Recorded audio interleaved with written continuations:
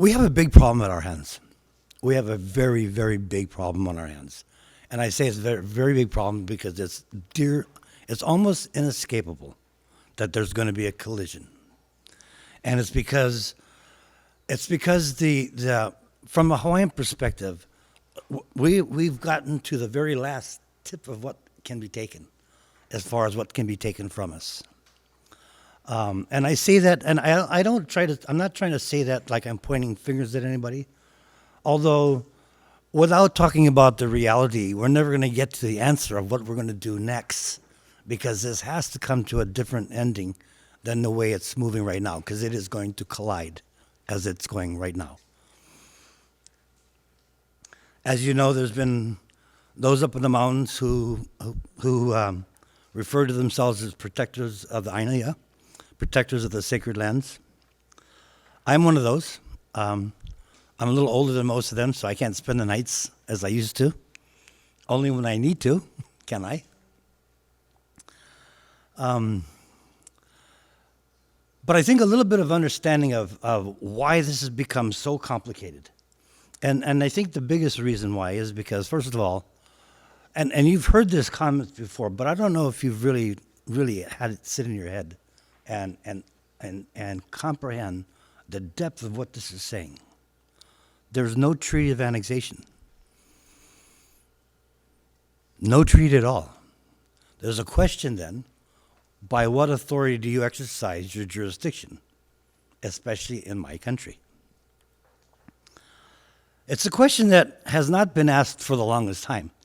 It has not been asked because when you're under an oppression like we have been,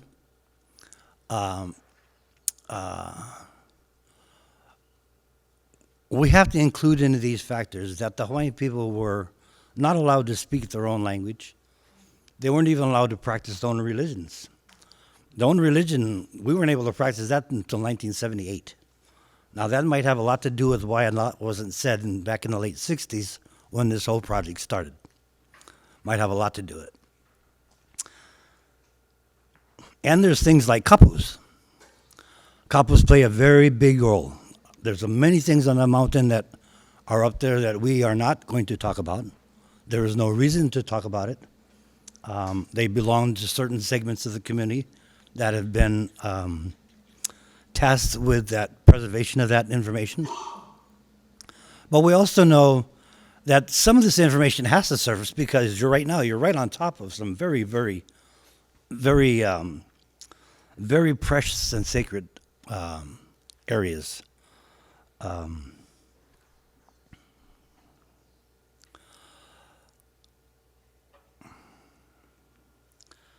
There's a lot of comments going on about how or what the governor had said when he said that although he protects the rights for the protesters or the protectors to continue their position, he also reserves the right to protect the developer to continue developing.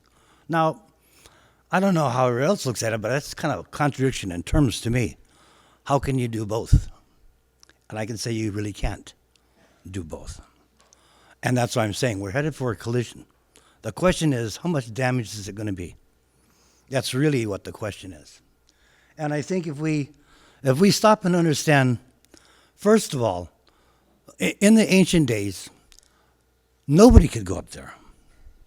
Only a few of the higher castes, the priest, the high priest, some of the elites could go up, and it would have to be for particular reasons for a particular time.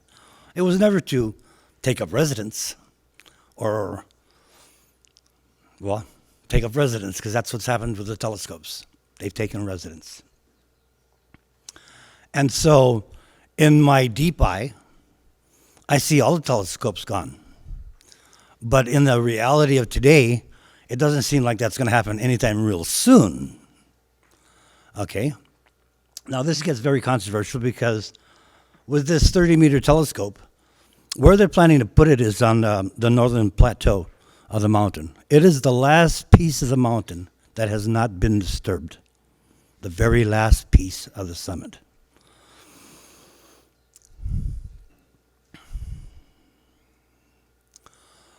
I remember the night before the groundbreaking, I had gone up there myself, and I was asked to leave 4 times, although nobody could figure out how they could get me off there. And I'm not trying to be funny when I'm saying that. I'm saying that from a very logical standpoint because they had a lot of reasons, or they claimed they had a lot of reasons, and I kept on challenging what jurisdictional matter are they talking about, and who are they, and do I not have a right to pray?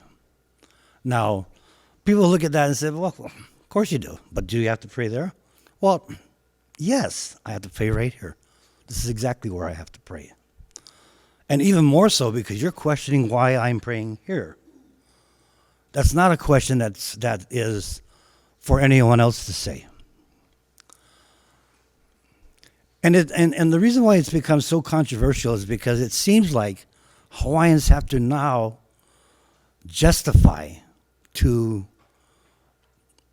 other practitioners than the Hawaiian religious practitioners what we are doing. It's like, excuse me, does a Buddhist have to display to the courts or anybody else? Does a Christian have to display what he's praying about? Does anybody else have to do that? Are we not the same?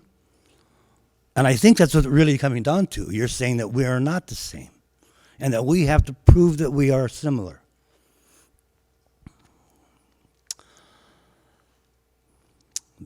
This matter of the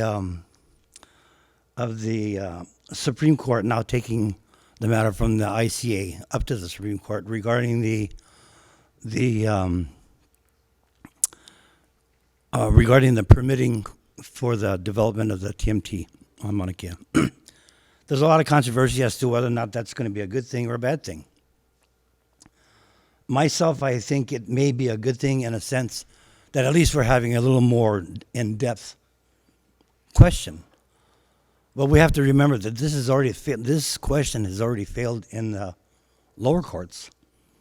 It is now being moved from the Intermediate Court of Appeals to the Supreme Court without the Intermediate Court of Appeals. But it also suggests that the United States somehow has an authority in my country. And that's what's really going to be questioned because Maunakea is it's the pico. It's the pico. And when I say the pico, I'm talking about the pico of the earth. Maunakea goes right down to the very mantle of the earth, to the very highest in the skies. It's our pico. But it's like a pico. It's only a pico. All the rest of it has been tampered with. Thank you. Thank you.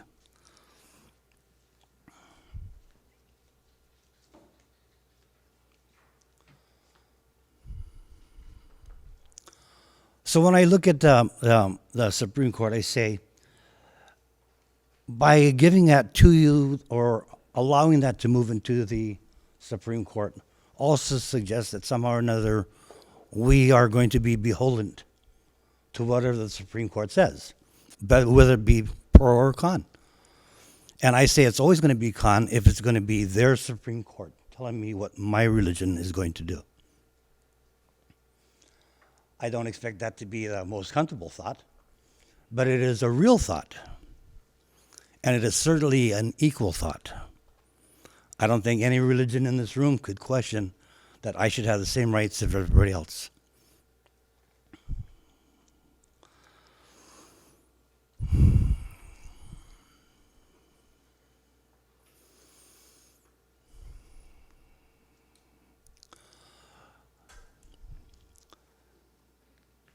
My Papa Kilohoku, Michael E., by the way, he's been here for the last week.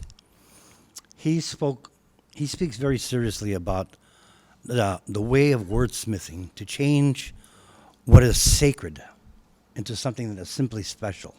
And just because it's special, it can be moved. But can you do the same thing for sacred? Is there no sanctity? Is it just going to be special?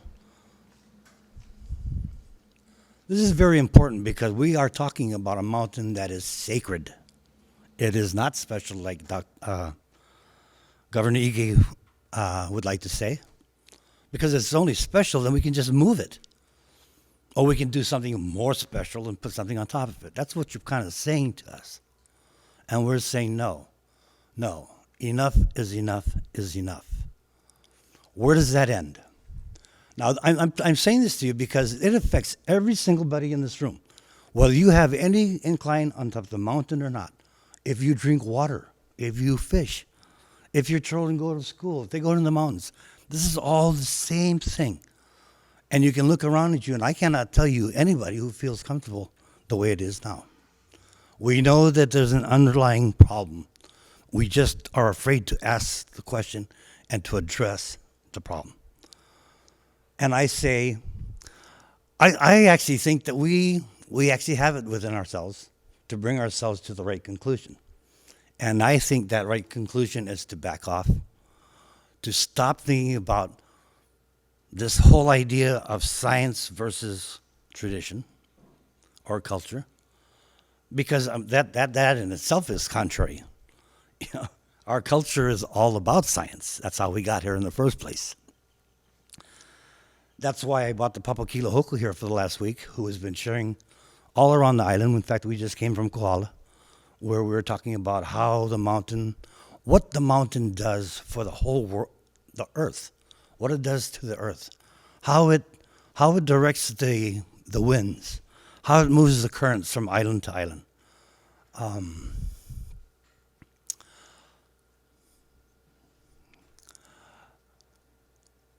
There's a marvelous amount of information that is at our disposal.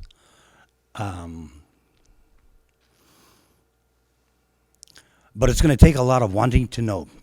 It's going to take a whole lot of people wanting not to have this collision, because this collision is guaranteed to hurt everyone. And therefore it is unnecessary. It is unnecessary.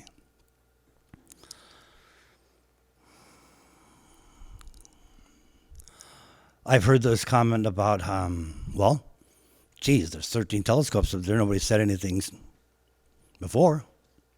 I beg to differ with that.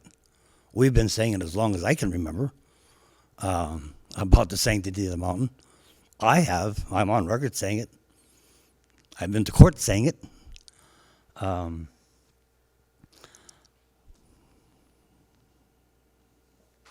And like I said, it's very difficult to talk about things that are so sacred. I want you to take into consideration a thought here. The Hawaiian people within 100 years lost 3/4 of their population. 3/4 of their population. And that means all their sciences, all those kahunas, all those rich gifts perhaps could have died.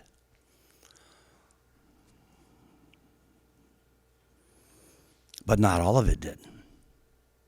Not only not all of it did, now it is in revival. It's just amazing. You know, I'm the old man in the game. I'm in my late 60s already. And when I seen these kids start charging out and talking about fighting for the mountain, why they were fighting, I was astounded. I was like, where in the world did you guys come from? I've been looking for you guys for years. I was just absolutely amazed. And they didn't come by one. They came in the hundreds. And they know exactly what they're talking about, precisely what they're talking about. They can tell you all about the illegal occupation of Hawaii. They can tell you about all of these different types of things that we don't really want to hear in this state, because we like to think of it as a state. But the only way we're going to get over this hump is when we start dealing with the truth. And the truth is, there is no treaty of annexation. We are not a state. There is no transfer of title for any of it. There is not even an authorization to assert a jurisdiction. So now what do we do with this picture? Because we've had 100 years of this bull that has just stacked deeper and deeper and deeper. So we're in some deep shit, quite frankly. How do we get out of it? How do we walk ourselves backward in a manner that's graceful and appreciative of each other's being here? Because you're not here for nothing. We're all here for a reason. You know, I know so many people who've come here and don't know why they came.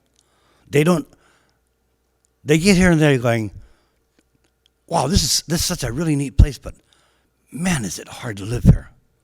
But they can't seem to leave either. And it's like, okay, well, what do we do about this?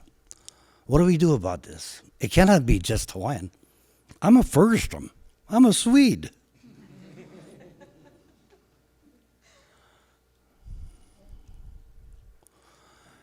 Everyone in this room has a mixture of bloods.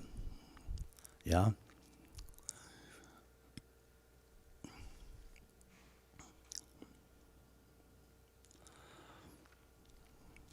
It is spoken that truth will set you free, and that truth will stand tall. And so the question is, when is it going to stand tall? And when are we going to be free? That's the question that lies with each and everybody here. And I can tell you that one of the fallacies I see playing out is there seems to be some kind of idea that there's going to be some kind of democratic process that's going to be employed to determine whether or not we have a right to practice our religion on our sacred site. And I can tell you that's not going to happen. This is not a democratic process. That is our temple. You can read 1,000 years of history. You know it. We know it. You write about it. You teach it. And yet, people don't want to look at the reality of this. Like, oh, no, it's just a mountain. Well, it was just a mountain, and we have a couple hundred years of telling you why it was so sacred that nobody could go there. What would make you think that we can now? And why would I have to be the bad guy to go up into my own temple and be glared at and looked at as I'm doing something incorrect?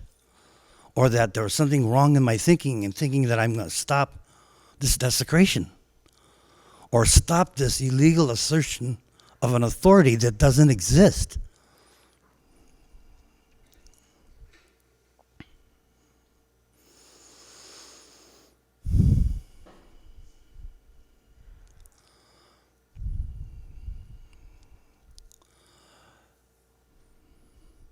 Perhaps the hour is late. And perhaps we've gotten too close to the edge of that cliff to be able to say we can turn back now. But I don't think anybody here wants to sacrifice themselves or their families to go find out how far that cliff is. I can tell you we're right at the precipice now. Right now. I would say that within weeks, we're going to either see it collide or we're going to see the all so powerful movement to reverse actions, to not allow this to take place. I'm going to end it right here, but I'm going to stand here and please ask me questions. Feel free to.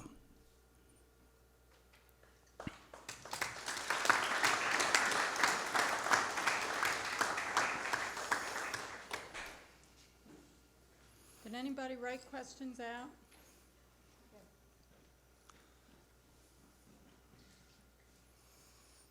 I have a question. Sure. Go ahead. It's a big question. Good. I figure if you and I can't talk about it Hey, with 50 of our best friends or however many are here. Okay. Oh. Let me ask these because I don't want anybody to feel.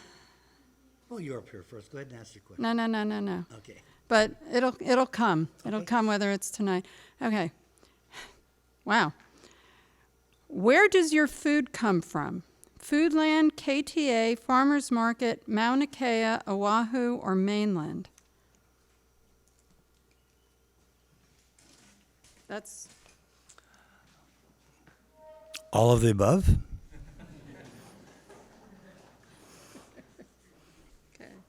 I do say that we must be very, very mindful of those kind of questions because we're in a situation that if the world continues to move the way it is, we are going to be isolated, and things like where your food comes from is going to be a very big issue, and that issue our time would be well spent now to prepare for that time because it is coming. So I don't see a question mark on this one, but this is a card that comes from a soul that really needs to be heard, so I'm going to read it. Okay. The camel's nose.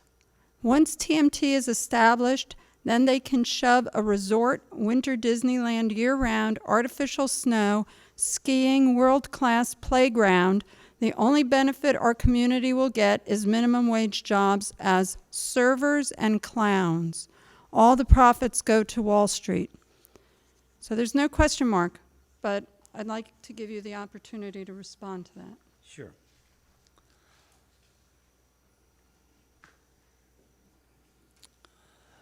It'll not only go to Wall Street, it'll go to the International World Fund. These are international players that are coming here. $1.4 billion is not a small piece of change. It comes from very, very large players who are well-versed in how to take over communities and well-versed in how to create the environment that gives you this show like we're having some kind of great dialogue and we're going to come to some great agreement. Okay? This is very important. Now, I'm going to go back a little bit and I'm going to divest a little bit from my blunt statement about no jurisdiction at all. Let's just say for a moment you are only resigned in your mind to say, oh no, we are a state. Okay? So if we thought that part, then we'd have to look at Maunakea as part of the Cedar Lands Trust, part of the 5F clause of the Admissions Act. Is that something everybody's familiar with? Okay. If you're familiar with that, then you also know that the history of those ceded lands are that those are government and crown lands. Does any of that sound like state of Hawaii? I say this is because we have a very big problem here, because even under the scenario of a state having some kind of authority, it's even breached its authority within that authority by saying that Maunakea is somehow a property that is not owned. It is owned. It is simply not under the control of the owners. And that's what I'm saying. We're gonna run into this wall, whether we like it or not. How much damage is caused is what the question is going to be. There's questions like, what is, for those who don't know this term, it's called quo warranto. It means by what warrant? Who gave you that permission, that firm's permission, to do even things like declare it a science park? Who did that? That wasn't even done by proclamation. I'm pretty sure it was done by just a simple declaration.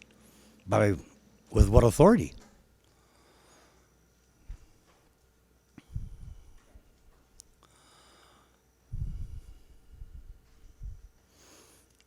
I'm going to step back again and we're going to see what's next.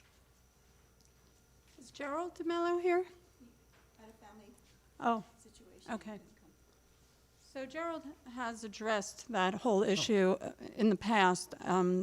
He's given an introduction at each of these meetings that we've had where he talks about how it came about that we even built one observatory up there. So I'm sure that Dave Corrigan has that all recorded on Big Island Video News, and I want to thank Dave for being here for all 4 sessions. But I think it's worthwhile to take a look at what Gerald has said. As difficult as it is, there was at the beginning, and I think at each step of the way there have been decisions made by those who believe that they are in a position to make those decisions.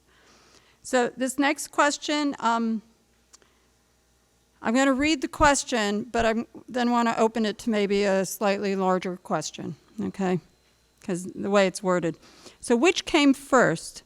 Why is this not as sacred as the other places? So Mauna Loa, Hualalai, or Maunakea?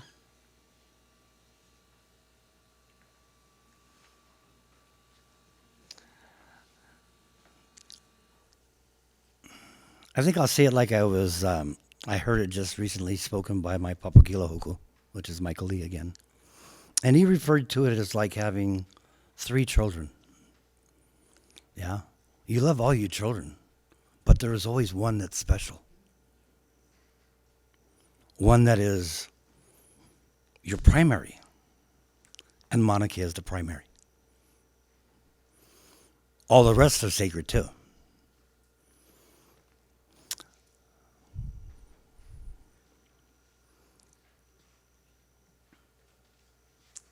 think we'll leave it at that for now. We could have a large discussion about what is sacred, and that might be a bigger discussion that we have at another time, because it is a big question. Sure. So mahalo for being here. Okay. Thank you, Ann. Yes. Oh. Oh, yeah, that's right. Oh, Hi, Cos. okay. Big question. Yes. Do you see any way that Hawaiian culture and practice can be honored and 30-meter telescope can be built? Let's breathe.